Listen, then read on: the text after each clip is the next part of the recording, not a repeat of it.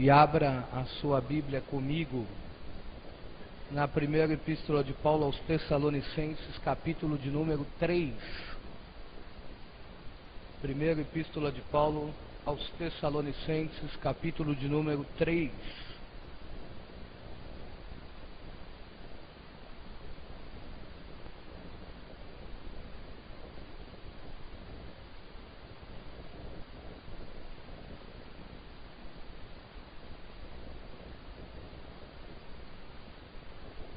Palavra do Senhor. Hoje nós estamos aqui nesse dia 16 de abril de 2013, para aquele que é o nosso quarto encontro dos estudos da carta de Paulo aos Tessalonicenses.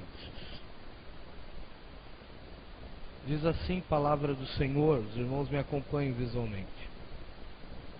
Pelo que, não podendo esperar mais, de boa mente, quisemos deixar-nos ficar sós em Atenas, e enviamos Timóteo, nosso irmão, ministro de Deus e nosso cooperador no Evangelho de Cristo, para vos confortar e vos exortar acerca da vossa fé, para que ninguém se comova por estas tribulações, porque vós mesmos sabeis que para isto fomos ordenados, pois estando ainda convosco, vos predizíamos que havíamos de ser afligidos, como sucedeu, e vós o sabeis. Portanto, não podendo eu também esperar mais, mandei-os saber da vossa fé, temendo que o tentador vos tentasse, e o nosso trabalho viesse a ser inútil. Vindo, porém, agora Timóteo de vós para nós, e trazendo-nos boas novas da vossa fé e caridade, e de como sempre tendes boa lembrança de nós, desejando muito ver-nos, como nós também a vós. Por esta razão, irmãos, ficamos consolados acerca de vós em toda a nossa aflição e necessidade pela vossa fé, porque agora vivemos, se estáis firmes no Senhor. Porque que ação de graça poderemos dar a Deus por vós, por todo o gozo com que nos regozijamos por vossa causa diante do nosso Deus, orando abundantemente dia e noite, para que possamos ver o vosso rosto e supramos o que falta à vossa fé? Agora o mesmo nosso Deus e Pai, e nosso Senhor Jesus Cristo, encaminhe a nossa viagem para vós, e o Senhor vos aumente, e faça abundar em caridade uns para com os outros, e para com todos, como também abundamos para convosco, para confortar os vossos corações, para que sejais irrepreensíveis em santidade diante de Jesus Cristo com todos os seus santos. Amém. Vamos orar nesta noite, pedindo que o Senhor nos abençoe. Amém. Bendito e eterno Deus, Senhor, nós te glorificamos e te exaltamos por este texto lido. Pedimos que o Senhor nos abençoe e que o Senhor, ó Deus, possa ser conosco nesta noite, nos conduzindo em cada aplicação e nas reflexões que faremos neste texto, a fim de que sejam relevantes para o nosso dia. Acalma o nosso coração para ouvir a tua voz, ó Deus, em nome de Jesus. Amém. Os irmãos podem sentar, por favor. Meus irmãos, antes que uma criança consiga andar, nós precisamos ensinar para elas uma coisa importantíssima, que é ficar em pé. não é possível nenhum de nossos filhos saber andar sem antes saber ficar de pé. Eles precisam primeiro aprender essa firmeza de manter-se em pé para depois caminhar sozinhos. Paulo aqui, no capítulo 3 de Tessalonicenses, faz exatamente isso. Ele tem em mente a ideia e a perspectiva de que agora estará produzindo na igreja, dando instruções à igreja de Tessalonicenses de como permanecerem, ou de como desenvolverem uma firmeza espiritual na palavra do Senhor. No capítulo de número 1, ele explicou como a igreja nasceu. Capítulo de número 2, ele explicou como a igreja foi alimentada, como a igreja foi nutrida. E agora, capítulo de número 3, ele vem explicando como a igreja pode manter-se firme, manter nesse caminho certo, no rumo certo em que ele, desde o início, tem ensinado aos irmãos. Paulo então vai propor aqui algumas disposições que a igreja precisa ter para desenvolver essa firmeza espiritual. Como é que nós podemos desenvolver uma constante na palavra do Senhor, na presença do Senhor? Os irmãos com toda certeza conhecem pessoas que começaram bem a sua caminhada, que começaram muito vigorosos, muito firmes no Senhor, mas com o passar do tempo foram esfriando. Isso é normal nas nossas vidas. Nem sempre estamos no alto da montanha, às vezes passamos por dificuldades, às vezes passamos por tribulações. Entretanto, como permanecer firme no Senhor? Paulo desenvolve aqui então e propõe 3 conselhos para a igreja de Tessalonicenses, a fim de que eles permanecessem ou desenvolvessem uma firmeza espiritual. O primeiro conselho é dar ouvidos aos líderes espirituais. O segundo conselho é dar ouvido à palavra de Deus. E o terceiro conselho é se colocando à disposição, ou sendo, e aqui já não tem mais tanto a ver com a igreja, mas com os líderes, sendo alvo das orações de seus líderes. Vamos lá então, me acompanhe por favor, versículo de número 1 ao versículo de número 5. Vamos ver como Paulo aconselha a igreja a fim de que eles deveriam dar ouvidos aos líderes espirituais que Deus havia colocado. Paulo não era apenas um evangelista, Paulo era também um pastor, e como pastor precisava cuidar da igreja, e ele envia alguém até a igreja. Olhem o verso de número 1. Pelo que não podendo esperar mais de boa mente, quisemos deixar-vos ficar sós em Atenas. E enviamos Timóteo, nosso irmão. Observem que Paulo revela aqui no primeiro versículo esse pelo que, né?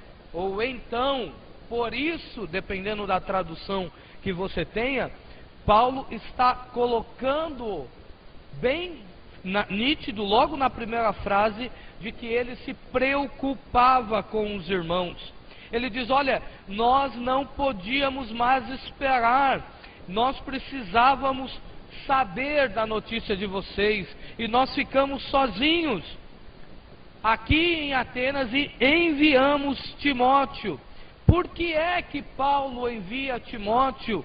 Primeiro, porque ele se preocupava com a igreja, e segundo, por causa do caráter de Timóteo. Olha só o que ele diz, versículo de número 2: e enviamos Timóteo, nosso irmão, ministro de Deus e nosso cooperador no Evangelho de Cristo, para vos confortar e vos exortar acerca da vossa fé. Observem as qualidades de Timóteo que Paulo faz questão de dizer. Não é qualquer pessoa que pode discipular outro cristão, não. Paulo deixa bem claro aqui que para discipular ele escolheu alguém qualificado para ir até a igreja de Tessalônica, para ficar com os irmãos de Tessalônica. Ele diz: olha, Timóteo é nosso irmão, quer dizer, ele é crente de verdade, ele é ministro do Evangelho, ele é cooperador do Evangelho, ele sabe aconselhar e ele sabe exortar também.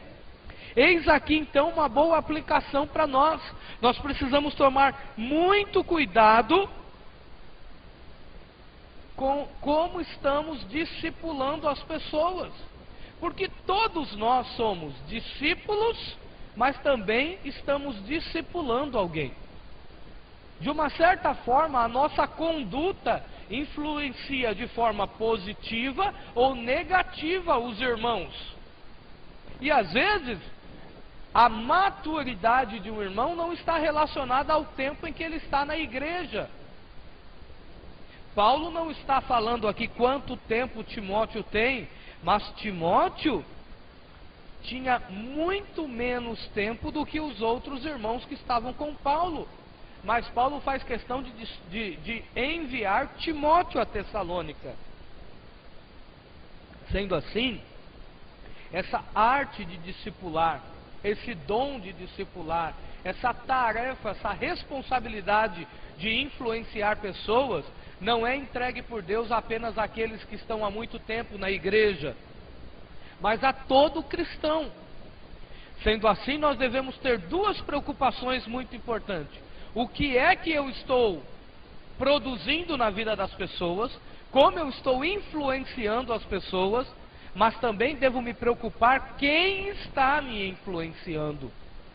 Então, não é qualquer cristão que nós devemos seguir.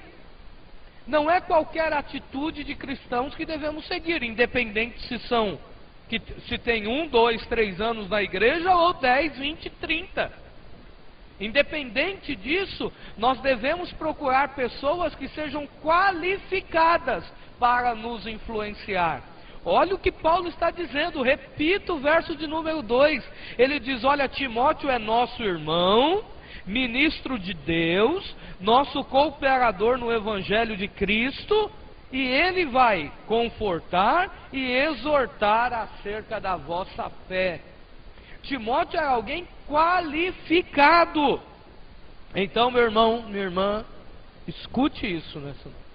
Antes de ouvir o conselho de qualquer cristão, antes de deixar-se influenciar por qualquer cristão, tenha certeza que ele preenche esses requisitos do capítulo de número 3, versículo de número 2 da carta de Paulo aos Tessalonicenses. É crente de verdade? É ministro de Deus? Coopera com o Evangelho? Sabe confortar e exortar? Então, seja influenciado por tal pessoa. Caso não, cuidado. Agora olhem o verso de número 3 ao verso de número 5. Porque Paulo vai demonstrar que a igreja estava passando por um conflito. A igreja estava passando por uma tensão. Olha o que ele diz: por que é que eu deixei Timóteo? Agora ele responde o porquê, né? Para que ninguém se comova por essas tribulações. Aqui a gente pode dizer que Paulo tem um senso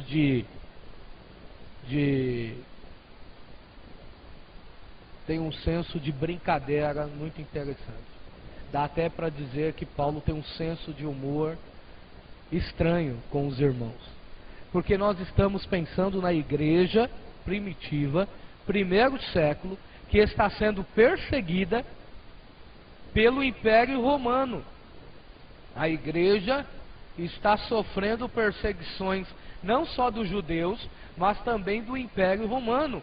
Estão sofrendo no sentido de morrer às vezes, de perder o emprego, da esposa com seus filhos ver o pai indo embora algemado para a penitenciária, para a prisão da época, só pelo fato de ter aceitado Jesus.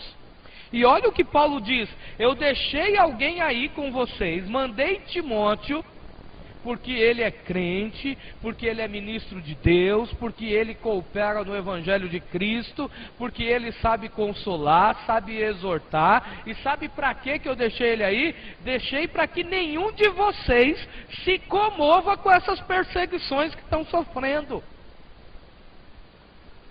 Parece que Paulo está contando uma piada, né? Paulo, como é que você vai dizer para uma igreja que está vendo os seus membros morrerem por causa de Cristo? Como é que você vai dizer para uma mãe de família que está vendo o seu esposo indo para a prisão, morrendo por causa de Cristo? Vai falar para ela não se comover com isso? Mas é isso que Paulo está incentivando. Paulo está esse comover, não entendam como não sentir emoções. Não entendam como não chorar, não sentir tristeza porque alguém está morrendo ou está indo preso. Mas quando Paulo diz, para que ninguém se comova com estas tribulações, ele está dizendo, para que ninguém mova-se do lugar, para que ninguém saia da posição. Esse verbo tem a ideia, para que você continue de pé, mesmo depois das tensões. Mesmo que alguém tente te derrubar, mesmo que alguém tente te afastar de Cristo, promovendo perseguições, promovendo tribulações, você continue firme no Senhor. Foi para isso que eu deixei Timóteo lá. Então olha o porquê Deus usa cristãos para edificar, para discipular outros cristãos. Deus nos usa para promover fé nos irmãos, a fim de que quando vem uma tribulação, esse irmão continue firme no Senhor. Esse é o discipulado que Deus sonhou para nós. Esse é o discipulado que Jesus promoveu e pensou para a sua igreja. Não é para que nós ficamos discutindo por coisas pequenas, não é para que nós possamos ficar levantando questões que causam confusão na mente dos irmãos. Absolutamente. Deus nos chamou para influenciar as pessoas, para permanecerem firmes com Ele, mesmo diante das dificuldades. Por que é que Deus te colocou como líder desse departamento? Por que é que Deus te colocou aqui na igreja? Por que é que Deus me colocou aqui no Ponte Alta? Para ajudar os irmãos, mesmo em meio a essas dificuldades, doenças, desemprego, mesmo em meio a perdas de pessoas queridas com a morte, eu possa incentivar os irmãos a permanecerem firmes no Senhor, porque Deus não muda. Essa é a nossa missão. Nós precisamos fortalecer os irmãos. Mas olhem só, Paulo continua, porque vós mesmo sabeis que para isto fostes ordenados. Pois, estando ainda convosco, vos predizíamos que havíamos de ser afligidos, como sucedeu, e vós o sabeis. Portanto, não podendo eu também esperar mais, mandei-os saber da vossa fé, temendo que o tentador vos tentasse e o nosso trabalho viesse a ser inútil. Então Paulo diz, olha, desde quando eu estive com vocês, eu avisei para vocês que nós fomos chamados para sofrer por causa de Cristo Jesus. Não é novidade isso, mas note, o fato de Paulo ter já avisado isso, o fato de Paulo ter já explicado isso, não significa que ele deixou a igreja sozinha. Ele envia Timóteo para Timóteo explicar ainda mais, para que Timóteo lembrasse os irmãos de que foi para isso que Deus os chamou, para sofrer por causa do nome de Jesus Cristo. Eu fico pensando na nossa vida, porque nós também, quando cumprimos tudo aquilo que Deus ordena, quando um cristão sofre perseguição no serviço, porque não quer compartilhar com nenhuma falcatrua, porque não quer compartilhar com nenhuma coisa ilegal, quando o cristão sofre na escola, porque não quer compartilhar de toda a indecência que o mundo promove. Quando o cristão sofre aonde mora, só pelo fato de ser cristão, por causa do louvor que escuta, já percebeu que as pessoas escutam cada tipo de música na altura que for, mas se você colocar um louvor alto, vai incomodar as pessoas e elas vão pedir para você baixar.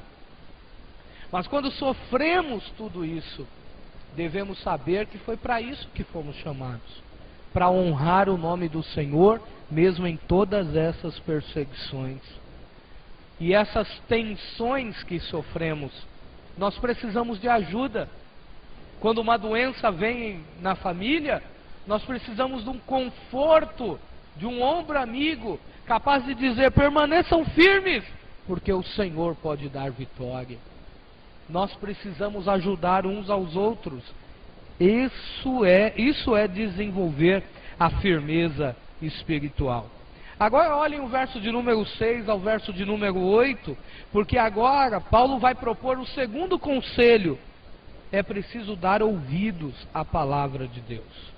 Olha o que ele diz: vindo, porém, agora Timóteo de vós para nós, e trazendo-nos boas novas da vossa fé e caridade, e tendo, como sempre tendes, boa lembrança de nós, desejando muito ver-vos, como nós também a vós. Por esta razão, irmãos, ficamos consolados acerca de vós em todas as nossas aflições e necessidades pela vossa fé, porque agora vivemos, se estáis firmes no Senhor. Depois desta visita de Timóteo a Tessalônica, e depois que ele retorna para Paulo e informa Paulo de tudo o que havia acontecido, é que Paulo resolve, inspirado por Deus, escrever 1ª e 2ª Tessalonicenses. Paulo escreve a palavra do Senhor. E à medida em que Paulo escreve à igreja, e à medida em que a igreja de à medida em que os irmãos tessalonicenses iam ouvindo e estudando a palavra do Senhor, eles também iam sendo fortalecidos, sendo confortados, desenvolvendo uma firmeza espiritual que Deus queria. Qual é então um dos melhores e principais veículos para a nossa vida, para que no momento de tribulação permaneçamos firmes no Senhor? A palavra de Deus. O cristão que tem a prática em estudar a palavra de Deus, ler a palavra de Deus e praticar a palavra de Deus, dificilmente ele se abalará nas dificuldades. Ele ficará triste, ele pode chorar, ele pode gemer, ele pode ficar aflito, mas continua firme com o Senhor. Toda vez que dobra os seus joelhos, levanta confortado na presença do Senhor. Por quê? Porque ele conhece o Deus da Bíblia e a palavra de Deus. Estudar a palavra de Deus nos proporcionará uma indicação pelo caminho que devemos ir. Quando estudamos a palavra de Deus, conhecemos a vontade de Deus. Eis aqui um dos melhores métodos e principais métodos para conhecermos a vontade de Deus para a nossa vida. Ao longo desses anos no Evangelho, eu tenho percebido que nós queremos muito saber a vontade de Deus. Eu acho que é por isso que quando os irmãos, e nos incluímos neste quesito, de igrejas pentecostais, sabem que há algum profeta ou alguma profetisa que tem algum círculo de oração em alguma igreja, nós temos a tendência de querer visitar essas igrejas, esses cultos. Quando sabemos que Deus usa alguém por meio de revelação, nós temos a tendência de querer ir em um culto em que essa pessoa está. Por quê? Isso é ruim? Não necessariamente. É porque nós queremos saber a vontade de Deus para a nossa vida. Nós temos dúvida. Quando queremos comprar um imóvel ou comprar um automóvel, que seja, nós queremos saber a vontade de Deus e nos preocupamos. Senhor, eu posso mesmo comprar ou não? É da sua vontade? Eu vou ter condições de pagar? É essa casa mesmo que o Senhor quer me dar?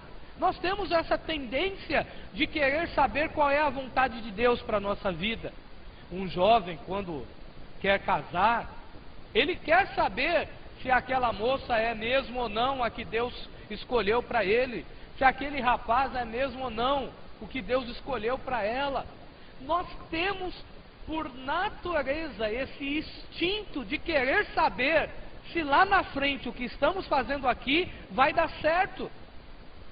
Nós queremos saber a vontade de Deus, e isso é bom, devemos buscar a vontade de Deus. Entretanto, na maioria das vezes nós somos preguiçosos. Nós queremos apenas ouvir a vontade de Deus. Queremos que Deus use pessoas. E às vezes quando participamos de cultos assim, que sabemos que há alguém que Deus usa em profecia, nós ficamos no nosso cantinho de olho fechado, dizendo: Senhor, usa fulano para falar comigo. Já fez essas coisas? Já foi para o culto assim, dizendo: Senhor, usa fulano para falar comigo. Pede para ele vir andando aqui, Senhor, num pé só, e põe a mão no meu ombro e fala comigo. Nós temos essa tendência de sermos preguiçosos e querer que Deus revele a sua vontade a nós dessa forma em que para nós não tenha trabalho algum. Mas toda a vontade de Deus está revelada para nós em sua palavra. Tudo aquilo que Deus revelar por meio de qualquer profeta, e eu não estou aqui dizendo que duvido, pelo contrário, creio. Tudo aquilo que Deus revelar por meio de qualquer pessoa não poderá contradizer sua palavra. E como é que vamos avaliar se tal profecia, se tal revelação é mesmo de Deus ou não? É coerente ou não com aquilo que Deus pensa? Estudando a sua palavra. Existem coisas que Deus não precisa revelar por meio de ninguém, porque já está aqui. À medida que aprendemos a sua palavra, podemos ir na direção certa e ter certeza do que o que eu estou fazendo é correto, porque a Bíblia diz que é correto. E se a Bíblia diz que é correto, eu posso ir tranquilo, porque a Bíblia é palavra de Deus. Por exemplo, acerca da mentira. Tem gente que diz assim: Senhor, eu preciso entrar naquela empresa, ó Deus, e lá eu só posso entrar se tiver 2º grau completo, mas eu só estudei até 8ª, Senhor. Eu comprei aqui esse certificado do 2º grau, e eu quero pedir que o Senhor me abençoe para entrar naquela empresa. Não é vontade de Deus nunca que a gente consiga um emprego dessa forma, porque Deus não compactua com o pecado, irmãos. Não adianta orar pedindo para Deus abençoar as nossas finanças se estamos roubando a eletricidade do gato. Deus não vai abençoar, a multa vai chegar e vai ficar mais caro esse negócio. Não adianta pedir para Deus abençoar a minha viagem. Me abençoa, Senhor, porque eu vou cultuar o Senhor lá em Santo André. Deixa eu usar um exemplo hipotético aqui. E eu estou indo, Senhor, com o meu carro. Mas, Senhor, o documento está atrasado, eu não tenho habilitação. Cega todo guarda, Jesus, para me pregar a sua palavra. Deus não está nesse negócio nunca. Observem, Deus não vai precisar usar ninguém. A sua palavra nos ensina isso. Deus não compactua com a mentira, Deus não compactua com o pecado, Deus não compactua com nada que é ilegal. Então, à medida em que estudamos a sua palavra, podemos desenvolver a firmeza espiritual. Tem muitos cristãos que ficam confusos com muitas profecias. Sabe por quê? Porque não sabe avaliá-las. Porque não tem firmeza na palavra de Deus e não sabe discernir: ah, isso é de Deus, isso não é. Não, Deus jamais faria uma coisa dessa ou falaria uma coisa dessa. Como é que podemos afirmar tais coisas? Com base na palavra do Senhor. Então, com todo respeito aos irmãos, e eu me incluo, vamos deixar de ser preguiçosos e vamos estudar a palavra de Deus a fim de conhecer a sua vontade. E se Ele quiser usar alguém para falar conosco, Fala, Senhor, que o teu servo ouve. Mas eu sei que Deus fala comigo todos os dias quando eu estudo a sua palavra. Amém? Então é preciso ter um programa efetivo. Eu preciso ter um compromisso com a palavra do Senhor e estudá-la de manhã, se eu tenho tempo, estudá-la na hora do meu almoço, eu preciso estudá-la com os meus filhos, eu preciso estudá-la com a minha esposa, eu preciso estudar a palavra de Deus, porque senão não saberei para onde ir. Olhem só o último conselho que Paulo dá, verso de número 9 ao verso de número 13. Paulo agora, ele aplica tudo isso a ele mesmo. Ele diz: olha, irmãos, não é só vocês que têm que estudar a palavra de Deus. Não é só vocês que têm que dar ouvidos a mim. Agora esse meu conselho é para mim mesmo. Como Paulo dizendo. É colocando os seus liderados debaixo do seu joelho. Isso quer dizer o quê? Colocando os seus liderados em suas orações. Verso de número 9. Vamos ver como é que Paulo, quando ora pela igreja, ele não só pedia, ele tinha objetivos muito bem definidos. Olhem só o primeiro objetivo de Paulo, verso de número 9. Ele agradecia a Deus pela alegria que a igreja proporcionava. Olha só. Por que ação de graça poderemos dar a Deus por vós, por todo o gozo com que nos regozijamos por vossa causa diante do nosso Deus. Paulo diz: olha, eu oro ao Senhor e sou grato a Deus e dou ação de graças ao Senhor pela alegria que vocês me proporcionam. Paulo era um líder que sabia agradecer a Deus pelo povo que tinha. Paulo era um líder que se colocava na presença do Senhor e dizia: Deus, obrigado. E aqui vem um conselho para todos nós que somos líderes. Quando dobrarmos os nossos joelhos, nós não devemos apenas orar: Senhor, desperta o meu grupo, desperta a minha igreja. Mas eu preciso orar: Senhor, obrigado pela igreja. Obrigado pelo meu departamento. Existem líderes que só conseguem ver os pontos negativos de seus liderados. Existem pais, nós líderes da nossa casa, às vezes nós temos a tendência de apenas apontar os defeitos das nossas esposas ou dos nossos filhos. Nós precisamos acordar. É preciso ver os pontos positivos também. Nós sempre estamos dispostos em falar quando o arroz queima, mas nunca falamos e elogiamos quando o feijão está gostoso, o macarrão está bom. É preciso estar atento a isso. É preciso ser grato a Deus pela família que Deus te deu. É preciso ser grato a Deus pelo povo que Deus te deu. Porque Deus ama esta disposição. Olhem o verso de número 10 e o verso de número 11. Paulo orava para ter um relacionamento com os irmãos. Olhem só. Orando abundantemente de dia e de noite, para que possamos ver o vosso rosto e supramos a falta da vossa fé. Ora, o mesmo nosso Deus e Pai e nosso Senhor Jesus Cristo encaminha a nossa viagem para vós. Paulo queria se relacionar cada vez mais com os irmãos. Paulo queria ver o rosto dos irmãos e ver o rosto individualmente. Ele diz: olha, no texto que nós já estudamos, capítulo de número 2, cada um de vocês, e vocês todos. Paulo está falando da igreja como um todo e da igreja individualmente, de cada irmão. Ele quer ter um relacionamento. Enquanto muitos líderes hoje querem fugir dos seus liderados, enquanto muitos líderes nem conhecem o seu rebanho, Paulo diz: eu quero ter um relacionamento mais íntimo com os irmãos. Senhor, me proporciona isso. Como precisamos traçar estratégias nesse sentido. Cada líder, e aqui eu digo, quando eu falo cada líder, eu aplico a todos nós, pais de família, mãe. Nós precisamos nos preocuparmos mais com os nossos relacionamentos. Qual foi a última vez que você almoçou com a sua esposa e com os seus filhos, todo mundo na mesa?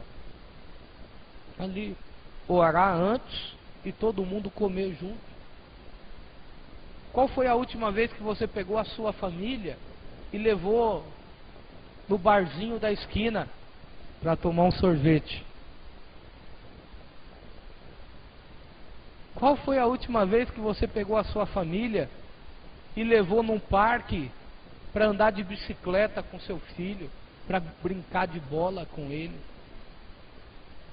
Qual foi a última vez que você chamou alguém para tomar um café junto do seu grupo? Porque você precisa se relacionar com pessoas. Nós precisamos nos relacionar, irmãos, porque isso produz firmeza espiritual.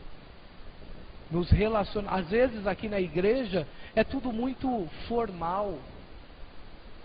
A gente dá a paz do Senhor e pergunta, está tudo bem? Mas a gente não está nem preocupado em ouvir se não tiver tudo bem. A gente pergunta assim, está tudo bem? E já sai andando. A gente não está nem querendo ouvir se... O que a gente quer é que o irmão fala, está tudo bem.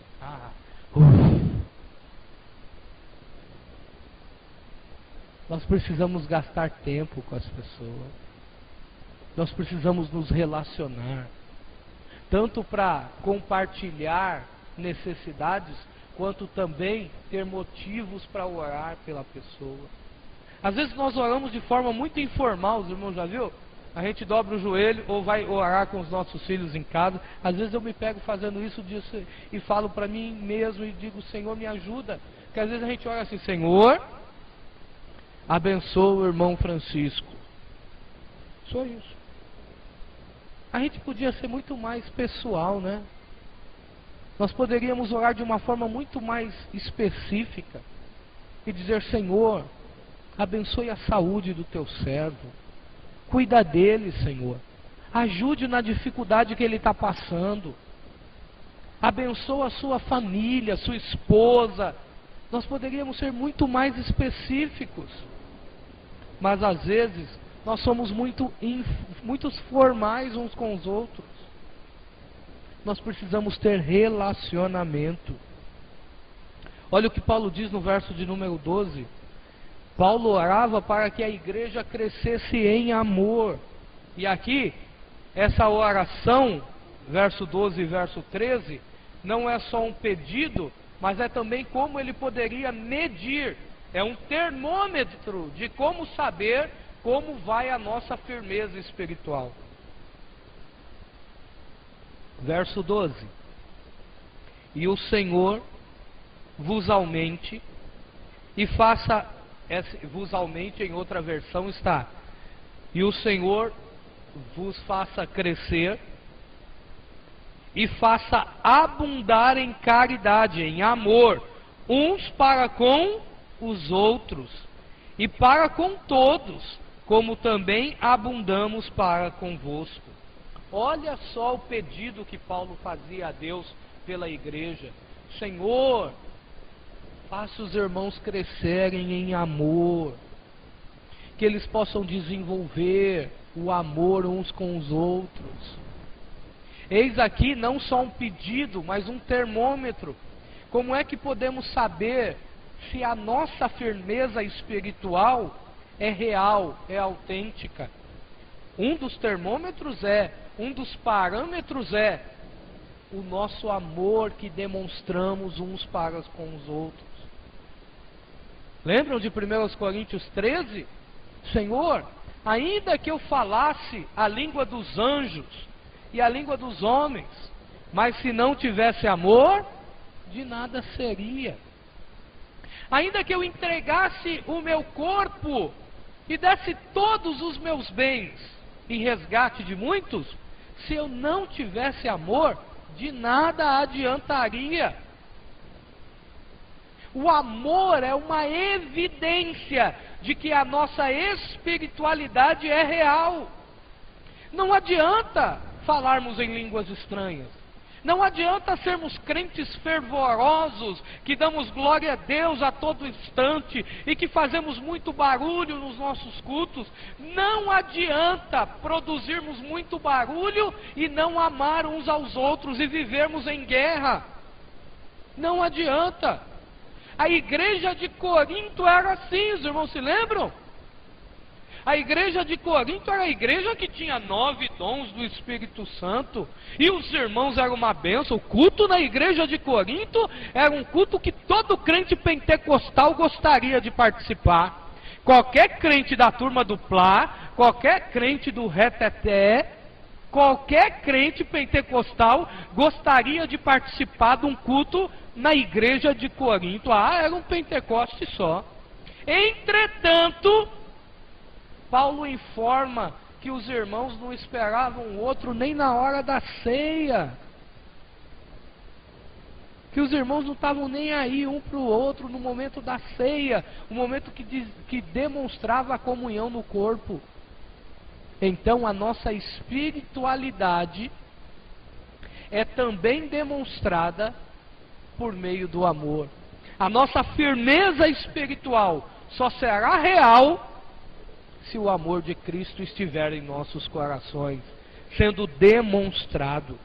Então, quando você sair daqui e tiver a oportunidade de demonstrar amor com o seu irmão, o faça. Demonstramos amor quando oferecemos uma carona para a irmã ir para casa com o seu filho. Demonstramos amor quando trazemos o quilo na ceia para ajudar na cesta básica aos irmãos. Demonstramos amor quando abraçamos o irmão no final do culto e falamos: irmãos, boa semana, eu estou com você, eu estou orando por você. Demonstramos amor quando nos preocupamos com a ausência do irmão e quando ele vem no culto falando: ô irmão, cadê você? Eu estava sentindo a sua falta. Isso é demonstrar amor. Nós não podemos amar só de palavras, mas de ato também. E por fim, verso de número 13. Paulo orava para que a igreja fosse santificada. Olha a oração de Paulo. Para confortar os vossos corações. Então ele orava para Deus confortar os corações. Para que sejais irrepreensíveis em santidade diante do nosso Deus e Pai, na vinda do nosso Senhor Jesus Cristo com todos os seus santos. Olha só, uma outra forma então de evidenciar a firmeza espiritual é a santificação na nossa vida. Como é que podemos medir a nossa firmeza espiritual? Com a busca que temos desse relacionamento com Deus. Com essa busca por uma santificação, por esse afastar-se do pecado e se aproximar do Senhor. O apóstolo orava pela sua igreja pela igreja nesse sentido. Nós, pais, precisamos orar pelos nossos filhos nesse sentido, pela igreja de Deus, uns pelos outros, pela nossa família, a fim de que Cristo seja o Senhor das nossas vidas. A firmeza espiritual, irmãos, é algo que é demonstrada, então, é evidenciada por meio do amor e por meio da santificação. À medida em que eu me afasto do pecado e me aproximo de Deus, eu posso dizer que eu estou me firmando a cada vez mais na presença do Senhor. Amém? Vamos em pé, vamos orar. Eis então um ótimo modelo para seguirmos. O modelo da igreja de Tessalonicenses. Louvado seja o nome do Senhor.